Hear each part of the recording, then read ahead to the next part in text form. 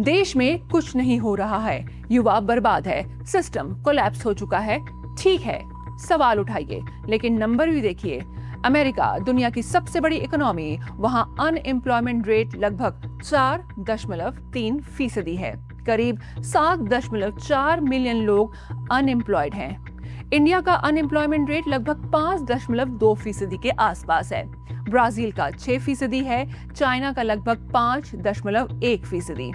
अब इसका मतलब ये नहीं है कि भारत में प्रॉब्लम्स नहीं है, बिल्कुल है, लेकिन नैरेटिव ऐसा बनाया जा रहा है जैसे भारत पूरी तरह से कोलैप्स मोड में हो।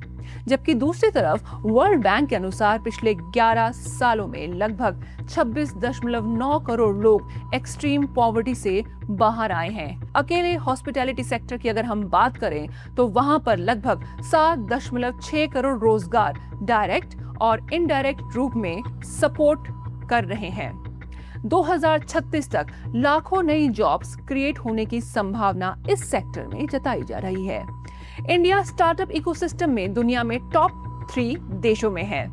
100 से ज्यादा यूनिकॉर्न्स भारत में हैं। और सबसे मजेदार बात जानते हैं, जिस अमेरिका की गोद में बैठकर कुछ लोग भारत को लेक्चर दे रहे हैं, वही अमेरिका खुद डेब्ट crisis, social fragmentation, migration pressure और पॉलिटिकल पोलराइजेशन से जूझ रहा है। मागा मूवमेंट क्यों आया? डोनाल्ड ट्रंप बार बार मेक अमेरिका ग्रेट अगेन क्यों बोलते हैं? क्योंकि डेवलप्ड नेशन भी इंटरनल क्राइसिस फेस इस वक्त कर रहे हैं। लेकिन वहां का जेनजी शायद व्हाट्सएप यूनिवर्सिटी वाला नहीं कहलाता।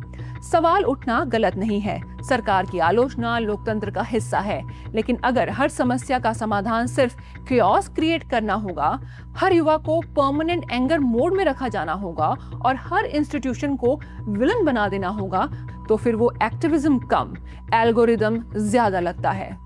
भारत परफेक्ट नहीं है, समस्याएं हैं, बेरोजगारी है, असमानता है, लेकिन भारत म्यांमार नहीं है, श्रीलंका भी नहीं है, बांग्लादेश नहीं है। भारत 140 करोड़ लोगों का सिविलाइजेशन स्टेट है। यहाँ रिवॉल्यूशन हैशटैग से नहीं, धीरे धीरे सोशल ट्रांसफॉर्मेशन से आते हैं। और शायद इसी बात को समझना आज के युवा के लिए सबसे ज्यादा जरूरी है। नमस्कार।